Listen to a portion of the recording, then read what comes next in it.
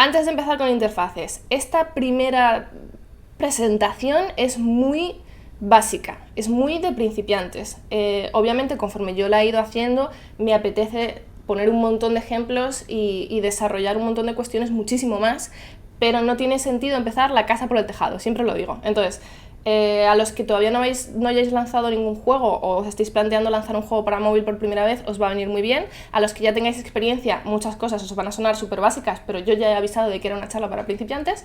Y nada, nos ponemos a ello, porque si empiezo otra vez con la introducción, esto no termina nunca. La interfaz es algo muy importante y curiosamente hay gente que no se da cuenta de lo muy importante que es, porque al fin y al cabo la interfaz es la manera que tenemos de que el jugador se comunique con nuestro juego. O sea, la mecánica obviamente es muy importante y va a afectar a que el juego guste o no guste, pero tener una interfaz que sea comprensible o accesible va a influenciar mucho en que ese juego funcione y guste y que los jugadores quieran volver.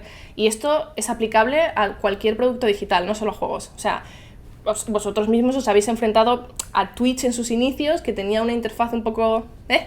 Y en general muchas plataformas van evolucionando la interfaz conforme van viendo que sus usuarios pues no encuentran ciertas cosas o no se enteran de ciertas novedades. Pues con juegos es exactamente lo mismo, y además con juegos es muy importante la primera impresión, porque hay un catálogo inmenso de juegos disponibles hoy en día, especialmente en el mercado móvil, aunque Steam está también bastante saturado ya. Entonces, la gente tiene muy poca paciencia, incluso los que somos gamers ya, y lo más probable es que si en la primera impresión el juego no te gusta, lo dejes y no le vuelvas a dar una oportunidad. Y muchas veces parte de lo que influencia que el feeling sea malo, que el primer feeling inicial sea malo, es la interfaz. Es que pongas botones en zonas que no tienen que ir o pongas un montón de botones que no tienen ningún sentido.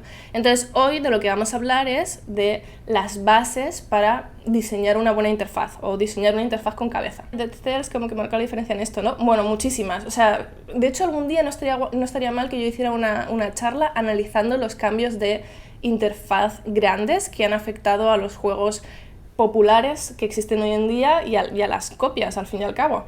Pero bueno, no afecta solo el diseño de los juegos per se, también hace mucho el dispositivo, ahora lo iremos viendo. Pero por ejemplo, los móviles, cuando sacaron los notches, el notch, la parte de arriba de la cámara y la parte de abajo y estas mierdas que tienen los iPhone y todos los nuevos Android, eso a los diseñadores nos jodió vivos. Pero bueno, en fin, que la interfaz es importante y es importante tenerla en cuenta y diseñarla con cabeza desde el principio. O sea, no es algo que digas, yo ya tengo el juego hecho, pues ahora me pongo a rellenar las esquinas con el inventario, el mapa. No, estas cosas hay que pensarlas y hay que pensarlas con antelación para que todo encaje y tenga sentido. Entonces, hay dos palabras que, bueno, son dos palabras, dos abreviaciones, que son UX y UI, diseño de UX y diseño de UI, que se utilizan mucho en diseño de interfaces, en diseñadores, en product owners y todas estas mierdas, y también se aplica a videojuegos. UX es User Experience, ahí mi inglés a tope, y UI es interfaz, User Interface. Básicamente, si vosotros buscáis diferencia entre UX y UI en Google, os van a salir todas las tareas que se realizan en una u otra, pero la parte básica, la diferencia raíz, es que la UX se dedica a la parte funcional, o sea, dónde van a estar los botones, cada botón dónde me va a llevar y qué va a pasar en ese proceso entre que el botón me lleva de aquí a aquí. Todo eso es el diseño de UX, es la experiencia de usuario, y todo eso son las bases que sientan cómo se va a desarrollar el juego. Y después está el UI, que es la parte visual, es la parte bonita. Es, una vez yo he decidido que aquí voy a tener 3 botones y aquí un minimapa, pues voy a hacer estos 3 botones en línea estética con el resto del juego y con los colores que yo quiera, y lo voy a poner bonito y toda la parafernalia. Entonces vamos a empezar por UX, porque es por donde hay que empezar, es lo que tiene sentido. O sea, muchas veces, sobre todo cuando sois equipos pequeños y los diseñadores tenéis ciertas habilidades artísticas, es muy habitual que penséis primero en el diseño visual de la interfaz, que os inspiréis porque hay un juego similar que os gusta mucho o porque os habéis inspirado con cualquier cosa.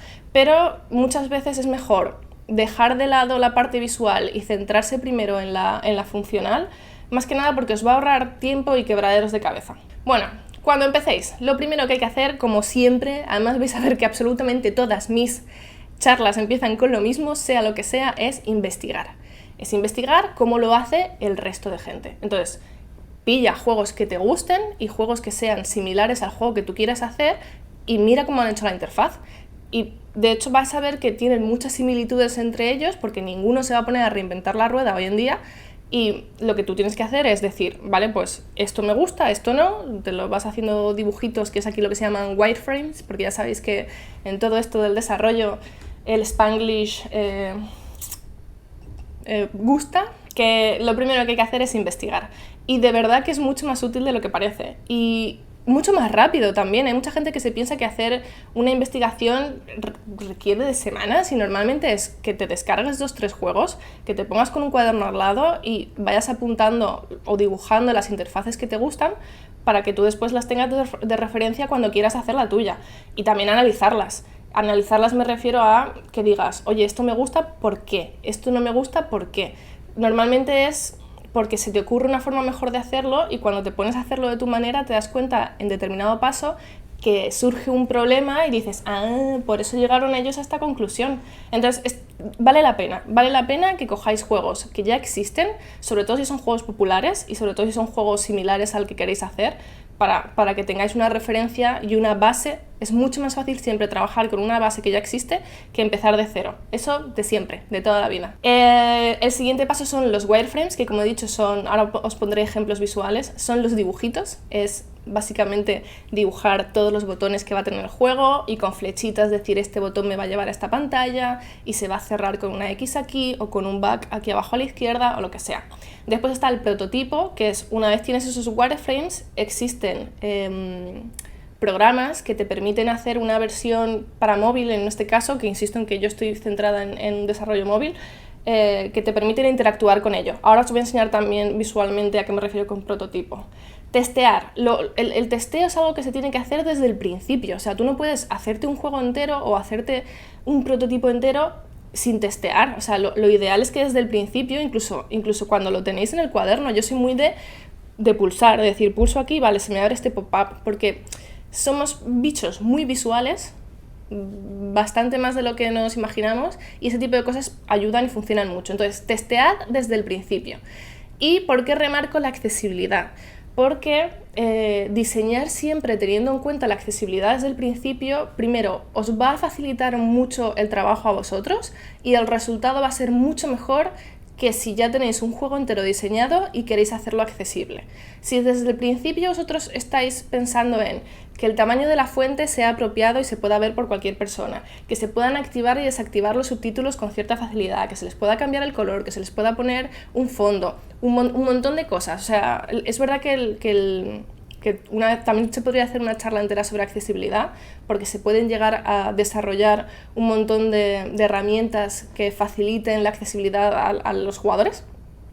Pero lo cierto es que si desde el principio es algo que tenéis en cuenta, y ahora lo vamos a ir viendo con ejemplos prácticos, os va a ayudar mucho a que la interfaz quede entera y quede usable y quede bonita en todos los sentidos. ¿En qué punto encuadrarías la ergonomía a la hora de la construcción de la interfaz? Me refiero a temas más físicos, como que se te caigan los dedos con mecánicas repetitivas con poco o ningún sentido. Es que claro, por ejemplo los clickers, cuando estás diseñando un clicker, que es un tipo de juego de móvil que te puede llegar a cansar, yo diría que eso tiene en parte que ver con la accesibilidad. O sea, probablemente no lo vas a probar, no es algo que vayas a averiguar solo con el prototipo de la interfaz, o sea, es una mezcla de interfaz y mecánica. O sea, cuando tengas juntas las dos, cuando el juego tenga un prototipo y la interfaz tenga un prototipo, ahí podrás verlo mejor. Porque solo con la interfaz es muy raro que te canses, salvo que sea un juego muy complejo, pero ahora mismo no se me ocurre un ejemplo. ¿Vale la pena intentar reinventar la rueda o mejorar lo que ya existe? Pues os estáis adelantando porque es uno de mis consejos del final, pero bueno, después lo pasamos rápido y ya está. Que tengo aquí un gato, sí. Pero para mí, personalmente, especialmente si estáis empezando, no vale la pena reinventar la rueda. Más que nada porque los estándares existen por una razón. Nosotros cerramos todas las ventanas en el ordenador con la X arriba a la derecha porque fue como se empezó, que tiene su sentido. O sea, nosotros estamos diseñados de alguna manera para mirar siempre al centro de la pantalla. Esto se aplica en televisiones, en PC y en móvil. Entonces tiene sentido que las esquinas sean las que guarden información menos importante, información que vayas a buscar tú cuando te interesa. Y tiene sentido que la X, que es un icono de cerrar o que tenemos asociado a algo malo, fuese el icono que se utilizó, y tiene sentido que esté en una esquina. Entonces, se podría haber hecho en la esquina de abajo a la derecha o la esquina de abajo a la izquierda, pero se decidió que fuese arriba a la derecha y desde entonces se utiliza ahí. Y es muy raro que veas un sitio que lo hace diferente. Pues con el móvil igual. De hecho, las compañías que... Me estoy adelantando muchísimo, pero os jodéis porque lo han preguntado. Las compañías grandes, que son las que suelen reinventar la rueda, lo hacen para separarse de la competencia. Por eso Google y Apple, uno tiene el atrás abajo a la izquierda y el otro lo tiene abajo a la derecha. No tiene ningún sentido, porque lo ideal sería que todos utilizásemos el mismo modelo para que de forma natural el dedo te llevase, en mi caso que soy de Android, abajo a la izquierda. Para mí, en mi cabeza, el back está siempre abajo a la izquierda. ¿Pero por qué hacen esto? Hacen esto porque si tú tienes un iPhone y te acostumbras a su modelo, te acostumbras que las cosas se tienen que desplegar desde arriba, que el back está abajo a la derecha, que el share tiene este icono. ¿Qué va a pasar cuando tú te muevas a un Android? Pues que lo vas a sentir antinatural.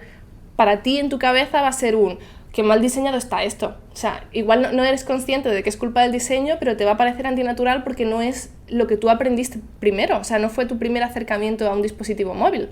Entonces, las grandes empresas hacen esas mierdas continuamente y de hecho nos joden la vida a los diseñadores precisamente porque nos toca adaptarnos a sus plataformas de mierda. Pero vosotros, que tenéis que hacer un juego, si estáis haciendo, yo qué sé, un RPG y en todos un MMO, estáis haciendo un MMO y en todos los juegos está el minimapa arriba a la derecha, es más fácil para los jugadores nuevos que lleguen a tu juego que entiendan enseguida que el minimapa está arriba a la derecha y que la vista se les vaya arriba a la derecha porque es a lo que están acostumbrados. ¿Que tú consideras que está mejor abajo a la izquierda? Por supuesto, lo puedes hacer. Pero yo soy más fan de intentar facilitarle la tarea de entender algo a los jugadores. Muchas preguntas, esto no vamos a avanzar, ¿eh? Las guías de diseño de Apple y material de Google dan muy buenos consejos sobre usabilidad y cómo realizar algunas acciones. Sí, pero una vez más son diferentes entre ellas, o sea, tenedlo en cuenta. ¿Por qué formatos de móvil recomiendas guiarse? He estado en proyectos que, por tal de que la UI esté bien cuadrada en formatos súper estrechos, que solo el 2% usa, se han eliminado muchos botones básicos. También es otra idea positiva, nos vamos a adelantar a todas. El problema de los dispositivos móviles es que hoy en día existen un montón de tamaños de pantalla, además de un montón de notches. Es que no tiene nombre en español, ¿verdad? Son notch, son las... A ver, tengo un montón de notificaciones aquí y no quiero que veáis cosas raras. Estoy borrando un segundo, ¿eh? Pero estas mierdas se llaman notch. Y hay teléfonos que lo tienen arriba a la izquierda, otros arriba centrado, otros abajo. Hay un montón de mierdas. Y están los dispositivos móviles alargados, los más estrechitos, pantallas anchas. Entonces lo ideal es, o por lo menos es lo que nosotros hacemos, diseñar interfaces que sean adaptables a todos los tamaños.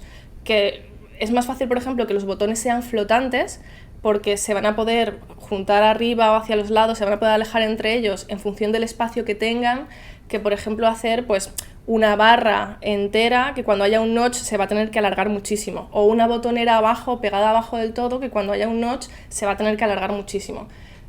Pero a veces no queda otra que tomar decisiones de, pues mira, si yo no la quiero hacer adaptable, me voy a centrar en el 98% de los jugadores y voy a hacerla fija a este tamaño. Sí, aún así, hoy en día, tanto Google como Apple se fijan mucho en las interfaces y se fijan mucho en que sean adaptables. Entonces existe la posibilidad de que si queréis que vuestro juego esté destacado, no os lo destaquen si no hacéis la interfaz adaptable, aunque solo sea a un dispositivo que usa el 2% de la población. ¿Se pueden detectar los notches en la cámara de pantalla para que sea adaptable como el tamaño de las pantallas? Sí, claro.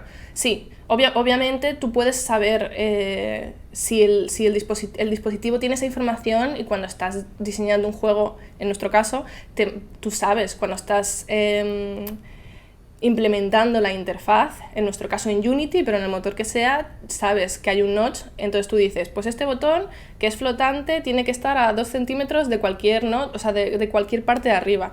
Y en cuanto, o sea, que en el fondo tampoco es tan difícil por nuestra parte, o sea, es coñazo tenerlo en cuenta, sobre todo a nivel visual, pero es cierto que hoy en día simplemente es decirle que se ponga ahí y se adapta él solito y se va colocando él solito en función de la pantalla.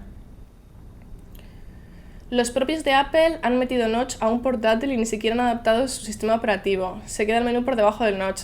Pues para que veáis. Pero vamos, es que esto pasó. O sea, cuando metieron el Notch, empezó Apple, si mal no recuerdo, tanto Apple como Google, te exigían que tu juego estuviese adaptado para ser destacado y sus propias aplicaciones, las propias aplicaciones de Google, no estaban adaptadas. Y era como si son unos hijos de puta, otra vez estoy insultando, hipócritas de mierda, eso también cuenta como insulto, lo siento mucho. Hola, yo también tengo una pregunta, pero quizás no esté tan ligada a todo lo que estás explicando, pero la lanzaré. No hace falta que respondas si es muy lioso. Si eres un ilustrador y quieres intentar meterte en este mundillo del diseño y quieres encontrar desarrolladores que busquen ilustradores para sus juegos, ¿por dónde tendríamos que empezar a movernos? ¿Cómo encontráis los desarrolladores a vuestros ilustradores? Esta es una pregunta muy larga. Te voy a hacer la respuesta cortita y después, si sigues al final de la charla y quieres que volvamos a hablar de ello, lo hago. Pero yo recomiendo siempre a la gente que no ha hecho nunca un juego y que esté empezando que haga jams, porque en las jams vais a conocer a otra mucha más gente que está en vuestra situación, vais a poder vivir la experiencia de hacer juegos muy rápido y vais a poder empezar a hacer contactos, aunque sean contactos que también estén empezando, siguen siendo contactos que probablemente tengan conocimientos que tú no y podáis compartir un montón de experiencias. Entonces hay muchos más consejos que se me ocurren, pero ese sería uno de los principales. Como presidente de los videojuegos, ¿estarás de acuerdo en que Sony y el resto? No voy a responder a eso. Vale, ahora sí me acabo de comer un anuncio, ya lo siento mucho. Ha soltado un anuncio. Ah, pues eso es porque han pasado 30 minutos, ¿verdad? O algo así. Exacto, es porque han pasado 30 minutos. Pues venga, ya he llegado a todas las esto. Como decía antes, hay dos cosas importantes a tener en cuenta a la hora de diseñar interfaces para móvil. Una de ellas, que es igual, como he dicho, en PC y en televisiones, es que solemos mirar al centro de la pantalla. Entonces, esto, tanto a la hora de diseñar mecánicas como a la hora de diseñar interfaz, es importante tenerlo en mente, porque lo más habitual es que el ojo te lleve al centro de la pantalla, entonces tú quieras poner la información más importante ahí, o lo que el jugador tiene que ver, con lo que tiene que interactuar, tiene que estar en el centro de la pantalla. Y después, obviamente, esta imagen, esta está en vertical, pero también la tenéis en horizontal, o sea, tiene todo el sentido del mundo que estas sean las partes más accesibles. Si hay alguien que lo hace con una mano, pues solo va a tener la mitad de movilidad, y si juega con el otro, pues va a tener acceso a todo. Pero lo habitual es que la gente esté con los pulgares así, y si está en horizontal, no tengo aquí puesto el ejemplo, pero vosotros mismos podéis hacerlo. Podéis ver que yo aquí abajo llego, a las esquinas no, aquí arriba no, o sea, al centro de la pantalla no llegaría, entonces son zonas de la interfaz en las que intentaré o no poner botones, o poner botones que no sean importantes, a los que si quieres ir, sea adrede, sea porque tú tienes interés en ese botón en particular. Y esto parece una chorrada, pero de verdad que os ayuda un montón a decidir dónde colocar ciertos botones y con qué prioridad, que al fin y al cabo es parte del diseño de UX, como decíamos, del diseño funcional de la interfaz.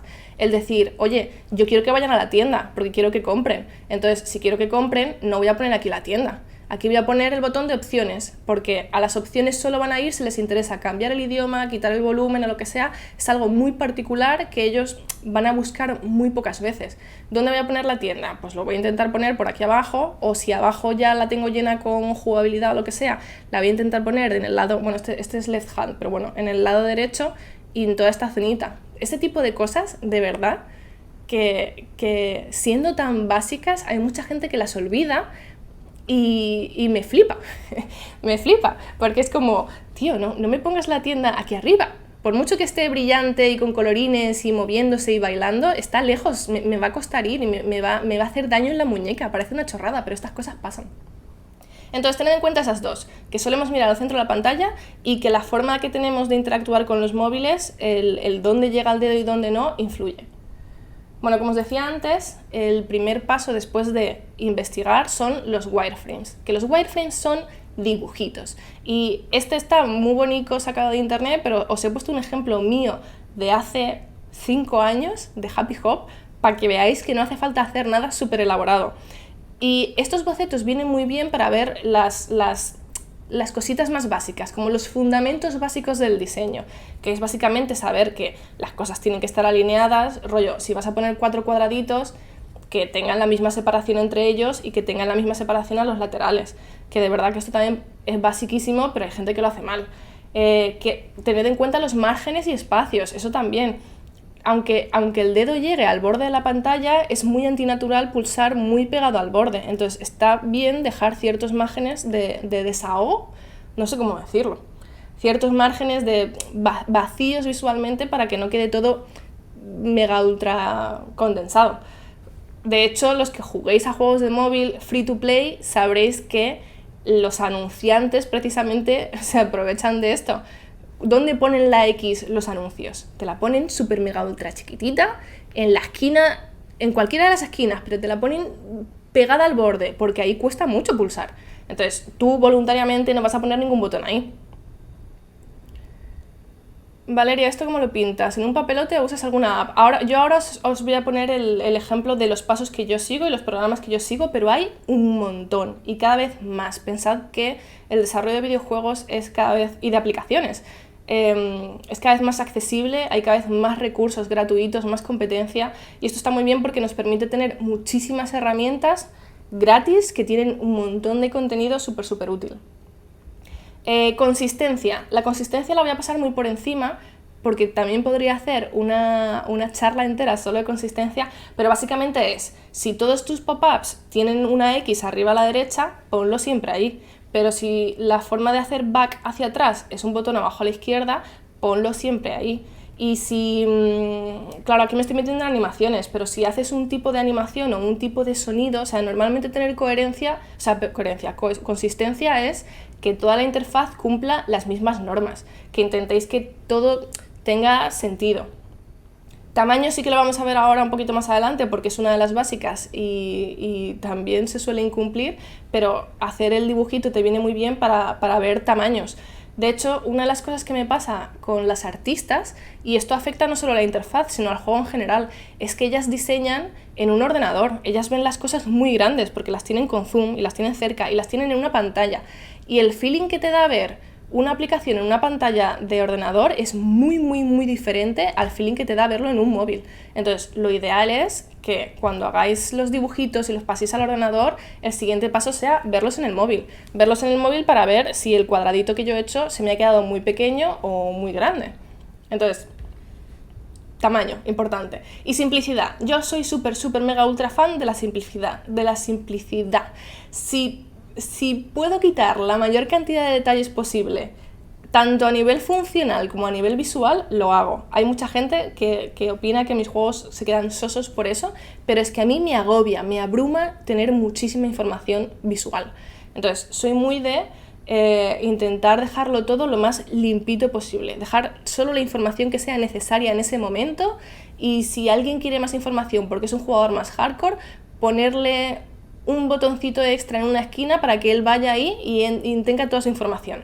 Pero al resto de jugadores, que somos la inmensa mayoría, o sea, más del 95% de los jugadores ya se consideran en móvil casuals, vamos a querer simplicidad. El minimalismo en UX es vida, lo es. También es cierto que obviamente depende mucho del tipo de juegos que hagas. Yo hago juegos casual que tienen relativamente poca información, entonces a mí me resulta mucho más fácil diseñar interfaces sencillas que alguien que tenga un MMO. O sea, obviamente hay juegos que tienen una carga de información detrás, o un RPG. Los RPGs, o de hecho no, los juegos de estrategia tienen tanta información detrás que hacer la interfaz sencilla es un reto. Se puede, ¿eh? De hecho existen ejemplos muy buenos, así que poderse se puede. Pero bueno, simplicidad. Os voy a poner esto está guardado como un tesoro, ¿eh? Estos son artefactos antiguos. Estos dibujos los hice en un vuelo a las Azores. O sea, estaba de vacaciones, me iba 5 días de vacaciones y habíamos decidido hacer un update para Happy Hop. Happy Hop era un juego que nos funcionaba muy bien y nos planteamos hacerle un update.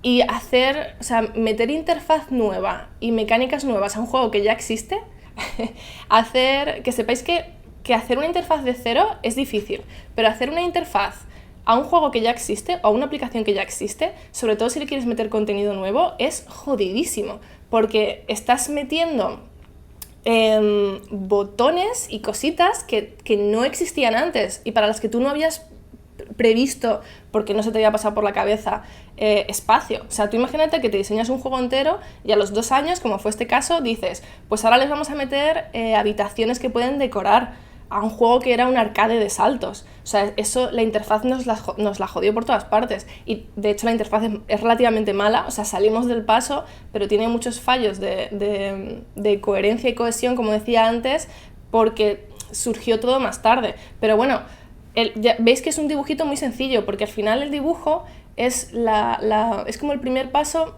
Cuando tú tienes una imagen en la cabeza de algo, aparte de que lo idealizas, como todo en esta vida, es muy fácil ver que funciona, porque dices, Dios, es que además en tu cabeza funciona perfecto, doy a este botón y llego aquí, doy a esta y tal.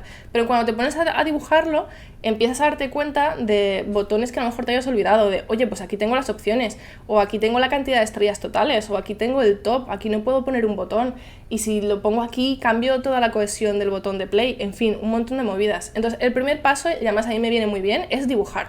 Y de dibujar pasamos a pasarlo a ordenador. A ver. Sí, mis dibujos son horribles, pero bueno, se entiende que es lo que importa. ¿Hasta qué punto el tema de wireframes es tarea de game design y del artista? Porque para que el flujo del juego debería ser tarea conjunta. A ver, depende de las aptitudes que tenga el artista, supongo, pero la funcionabilidad, tío, de la interfaz y del juego tiene que ser cosa del que sepa de diseño. También es verdad que el diseñador de juego no tiene por qué saber de diseño de interfaces, en cuyo caso puede pedir ayuda al artista. Pero yo soy de las que opina que el que tiene que hacer las bases, el que tiene que sentar las bases, sea la persona que más sepa de interfaces. En este caso, un diseñador de UX en particular, si tuvieseis la suerte de tener a alguien, y si no, el diseñador. También diré, una vez se tiene el diseño de los wireframes y demás, y se pasa a arte, también se tiene que seguir trabajando conjuntamente, porque a los artistas les pasa mucho que cuando ven que aquí tiene que ir un botón muy grande, que tienen espacio a los laterales, pues te hacen toda la parafernalia de alrededor y se les ocurre algo nuevo que puede ayudar a que ese botón quede mejor. Entonces eso lo van a hablar con el diseñador y probablemente el resultado sea mucho mejor. Pero si pones a un artista, solo artista, que no sepa de diseño de interfaces, a hacer una interfaz, se va a estar centrando más en que esté bonita y no tanto en que sea funcional. Y en esto, o sea, esto lo he visto muchas veces, es normal. Ellos están, o sea, es que cuando tienes ojo estético, se te van ciertas cosas que no se te van a ocurrir porque no la estás probando, no estás jugando. Pero bueno, insisto, esto es como todo. Al final depende, si sois equipos pequeños, al final depende de, igual podéis hacer la interfaz todos juntos. Yo estoy hablando desde el perfil de que en mi caso yo soy la diseñadora de interfaces. Pero bueno, que después del dibujito lo podéis meter en un programa. En mi caso yo uso Adobe XD. Y Adobe XD es muy bueno, primero porque te permite hacerlas en estático, o sea, poner todas las interfaces una al lado de otra y juntarlas con sus flechitas y demás, pero también te permite después exportar un prototipo. O sea, tú les puedes poner funcionalidad dentro del programa a esos botones. Puedes decir, este botón me lleva a esta pantalla y hace este tipo de animación. Son cositas sencillas, en realidad no son tan sencillas, o sea, quiero decir, con respecto a lo que teníamos hace 5 años es la hostia, pero están muy guays. Están muy guays porque con esto podéis comprobar, como os decía antes, el feeling de probarlo en un teléfono de verdad. Una vez más, no es lo mismo tenerlo en la cabeza que tenerlo dibujado, que tenerlo en un ordenador, que tenerlo en el móvil. O sea, son muchos pasos, pero vale la pena pasar por todos ellos. Y el prototipo os va a ayudar muchísimo con el feeling, con cosas que es imposible ver de otra manera. Porque conforme estéis jugando, bueno, en este caso sin jugabilidad, pero si también tuvieseis la jugabilidad, por ejemplo, veríais enseguida, ay, pues abrir la pestaña de personajes se me hace muy pesado. O llegar a la misión, como me hace pasar por el mapa y por la dificultad, son 3 pasos y cuando me equivoco y le doy atrás, tengo que darle atrás 3 pasos. Entonces dices, vale, esto no funciona. O sea, para ir hacia adelante son 3 pasos, pero a lo mejor para hacer el back vuelvo directamente al principio de la cadena. Pues este tipo de cosas, que al final es lo que diferencia un juego pulido de uno que no, ayudan mucho. Así que yo os recomiendo después del Warframe buscar algún programa para hacer el prototipo. Una vez más, Adobe XD es muy bueno. A mí me mola Figma, la verdad, yo no lo he probado. que quieren Adobe de vuelta. Figma time, bitches. Ya, lo que pasa es que yo soy una persona muy anciana. Yo cuando conozco un programa y ya lo sé manejar, me cuesta muchísimo cambiar. Esto además, no es, en realidad he dicho que es porque soy anciana, pero me ha pasado siempre. Yo viciaba a saquísimo al WoW y recuerdo que el primer add-on que utilicé para curar en raids se llamaba raid no sé qué, raid healer o raid heal o algo así. Y salieron, obviamente, con el paso del tiempo, add-ons nuevos mucho mejores y yo me negaba, me negaba en rotundo a cambiar, por mucho que mi raid leader me dijera, es que tenéis que tener todos el mismo, me da igual. Yo utilizo este me funciona, yo sé jugar con este, yo de aquí no me muevo. Y de hecho no me cambié hasta que dejaron de actualizar el mío y no me quedó otra que irme al otro. ¿Qué pasó cuando me fui al otro? Que me fui con el morro torcido, pues que era infinitamente mejor, pero infinitamente mejor. O sea, que os podéis imaginar a todos mis amigos que ya lo utilizaban diciéndome, es que te lo dijimos, has estado 1 año y pico perdiendo el tiempo. Es verdad, yo reconozco que soy ese tipo de persona. Si vosotros también, intentad obligaros. Si alguien os recomienda algo muy mucho que puede mejoraros la vida, intentad hacerlo. Pero yo a día de hoy estoy muy a gusto con mi Adobe XD y no me apetece aprender otro, ¿vale? Entonces, si en algún momento Adobe empieza a darme por culo, que ya lo hace, pero si empieza a dármelo más, pues probaré otro. Pero por ahora es el que hay. A ver, ¿qué estáis diciendo? Discrepancia freak. Lealtad, yo me los hago en PowerPoint con sus enlaces y cosas para simular funcionalidad. Pues ya ves, si es que se puede hacer de 1000 maneras. Y al final, esto lo dije también la semana pasada, que cada uno utilice las herramientas que le funcione a él. O sea, todos somos diferentes y cada equipo es un mundo y no es lo mismo gestionar un equipo de 3 personas que uno de 30. Álvaro y yo nos repartíamos las tareas con Excel cuando éramos 2 y ahora tenemos Trello. Pues lo mismo con todo. O sea, yo os he dicho Adobe XD porque es el que yo uso, pero buscad, si tenéis interés genuino en aprender de diseño de interfaces y saber cómo se hacen ciertas cosas y tal, yo os recomiendo que busquéis y que probéis. Vale. Vamos al tamaño. El tamaño sí importa. Esta diapositiva la he compartido por Twitter 2 millones de veces porque tengo el sentido del humor de un niño de 13 años y me gusta y me hace gracia. Pero lo cierto es que en este contexto el tamaño sí importa. Y voy a poner un ejemplo súper, mega, ultra sencillo. De hecho, estoy mirando... Mira, voy a hacer trampa. Imaginaros que lo de la izquierda es el wireframe sencillote, tenemos una interfaz con 5 botones, no tiene más. Más adelante, este ejemplo, esta diapositiva es de más adelante porque es ejemplo de lo que cambia añadiendo color, pero bueno, aquí podéis ver que son 5 botones con el mismo tamaño. Entonces, no sabrías decirme o nadie sabría decirme qué botón es el importante, es el que quieres tú como diseñador que los jugadores pulsen. Lo más probable en este ejemplo es que la mayoría de gente pulse o el primero o el del centro, porque estamos acostumbrados a leer de arriba abajo, izquierda a derecha, que eso haría que el primero nos pareciese el más importante, pero también estamos acostumbrados a mirar al centro, entonces es posible que mirases al del centro. Pero fijaros, con la tontería de hacer el resto de botones más pequeñitos o esos 2 más grandes, enseguida, de forma súper natural, tu cerebro a ti te pone en esta pantalla y qué botón... Es verdad que yo aquí no os he puesto qué texto tiene cada uno, pero vamos, lo normal es que si yo te resalto un botón con tamaños y te digo este botón es más grande que los otros, te estoy diciendo que es más importante y que quiero que pulses ese botón. Cuando trabajas en una empresa te tienes que adaptar a los programas que te piden o eso dicen. ¿Es 100% necesario o puedes apañártelas con tus herramientas al final? Es que esto dependerá de todo, dependerá de tu empresa, de tu equipo. Si te metes en una empresa grande en la que el resto de compañeros utilizan todos la misma herramienta, te va a tocar utilizar esa porque sí. Pero en mi caso, por ejemplo, Kerbe, que está aquí, cuando entró en Platonic, él utilizaba Apple, o sea, todo eran MacBooks y mierdas de Apple que a mí no me gustan nada.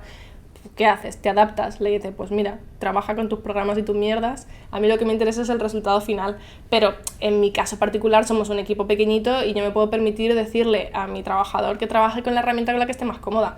Si tu jefe te pide una, pues las aprendéis. Lo bueno es que al final del día son todas muy, muy parecidas, quiero decir, es coñazo que te toque aprender una nueva, pero probablemente en un día, 2 máximo, sepas manejarte en ellas. Y bueno, este es el ejemplo básico, pero después vosotros ya podéis jugar con el tamaño de muchas maneras, porque una vez ha quedado claro que el botón grande es el principal, que además en este caso yo, por ejemplo, lo he mantenido en el centro, el resto se pueden convertir en todos los chiquititos que quieras y los puedes recolocar por la interfaz como quieras, porque de un vistazo el jugador ya sabe cuál es el principal y cuál es el secundario.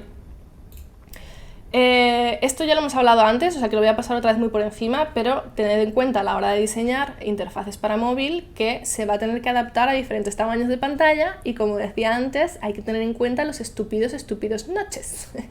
Noches.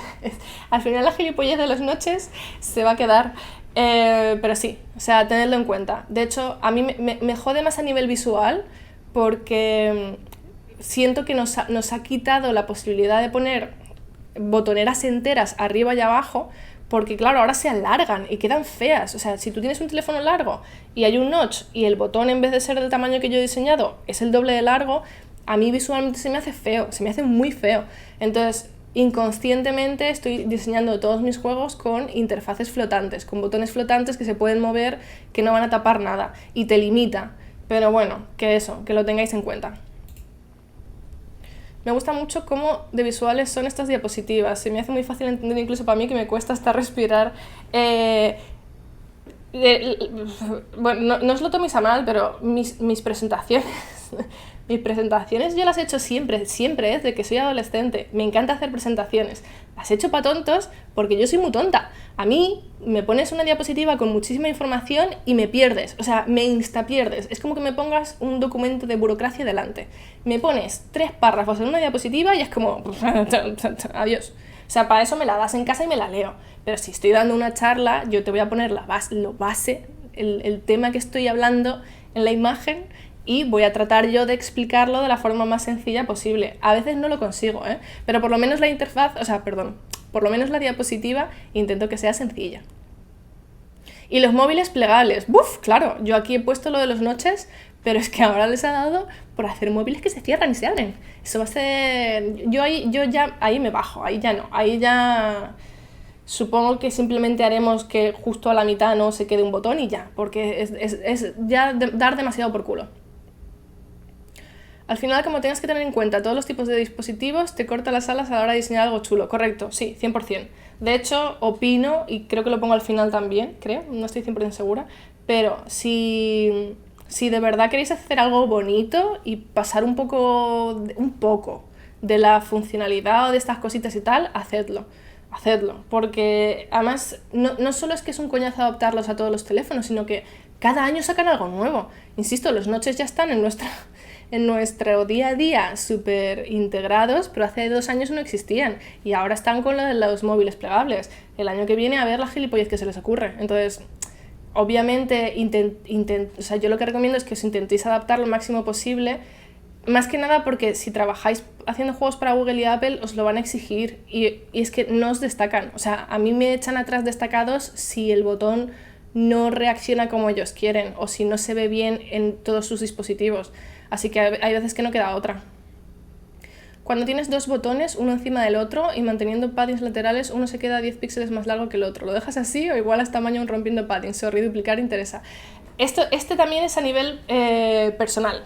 Yo soy de los que iguala tamaño, pero porque es mi forma de ser. Pero conozco a otras personas que además están en el chat que estarían haciendo lo contrario. Esa en particular creo que es más a gusto personal. No te diría que una sea mejor que otra. Yo siempre digo explícamelo para tontos, porfa, sí. Yo digo explícamelo como si tuviese 6 años. De hecho, los que hayáis visto The Office, que sepáis que uno de los momentos que más me gustó de esa serie fue ver a Michael Scott decir explícamelo como si tuviese 6 años, porque es algo que llevo diciendo yo toda mi vida y me hizo sentir muy bien. Parecerme al gilipollas de The Office, al jefe estúpido, me hizo sentirme bien. Al final conviene poner un marquito negro alrededor de todo el juego y a tomar por saco. Hombre, a trabajo te ahorras seguro. No es obligatorio, mira Pokémon GO no está adaptado para tablets. Y de hecho hay muchos ejemplos de las empresas grandes, pero recordemos que las empresas grandes van a seguir estando destacadas porque mueven muchísimo dinero y tienen contacto directo con Google y Google y Apple no les van a decir no te voy a destacar tu juego. Pero nosotros que jugamos en otra liga, en una liga mucho más pequeña, que Pokémon Go, no nos queda otra que cumplir las normas.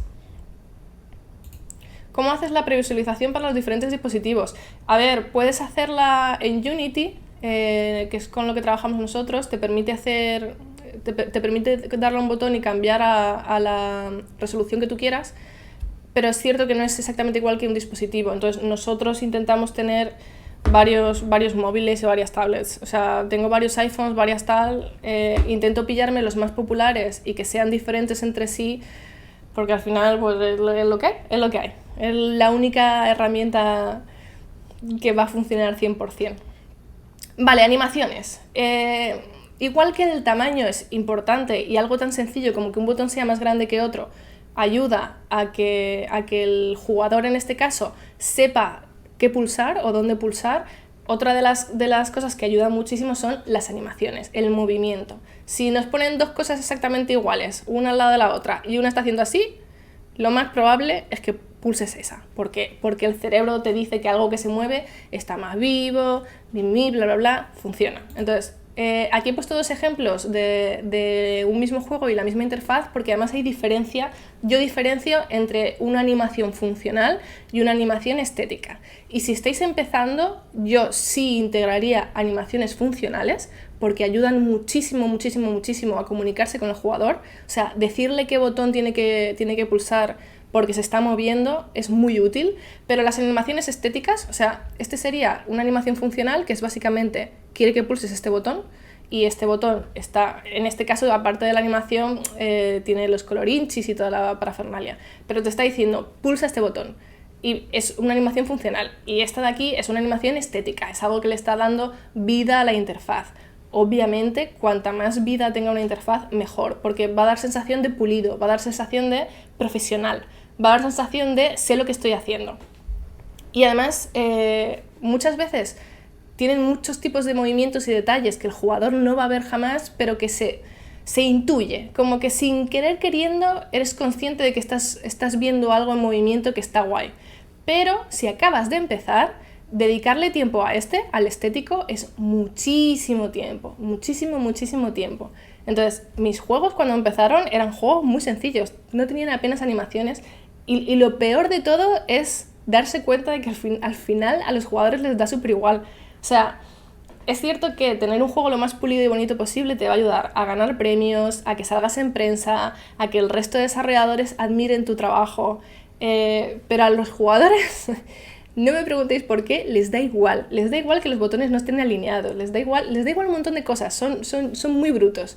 Pero las cosas sencillas, lo que os decía de, por ejemplo, un botón que no se mueve y otro que sí, ayudan mucho, sin querer queriendo. Aunque a ellos les da igual la estética, hace que tengan predilección por el botón que se está moviendo. Entonces, yo esto, por ejemplo, lo utilizo mucho en pop-ups que tengo dos botones, por ejemplo, en el de rate, en el de que me dejen un comentario en el juego. Yo les digo, oye, dejadme un comentario en el juego, y abajo tengo que ponerle dos botones, el de vale y el de más tarde. Pues el de más tarde se lo voy a poner, que ahora hablaremos de los colores, se lo voy a poner de un color menos llamativo y quietecico, y el otro se lo voy a poner de un color brillante y va a estar haciendo así, en plan, púlsame, valórame. Y parece una chorrada, pero esas mierdas funcionan. Entonces, animaciones. De hecho, este es un ejemplo más bonito, pero aquí tengo un ejemplo feo. Es una interfaz muy sencilla y son dos botones exactamente iguales, están colocados cada uno en una esquina. ¿Y por qué tu ojo mira al de abajo a la derecha? Porque se está moviendo, porque está haciendo respiración, o sea, está creciendo, y además tiene un brillito que pasa de un lado hacia otro.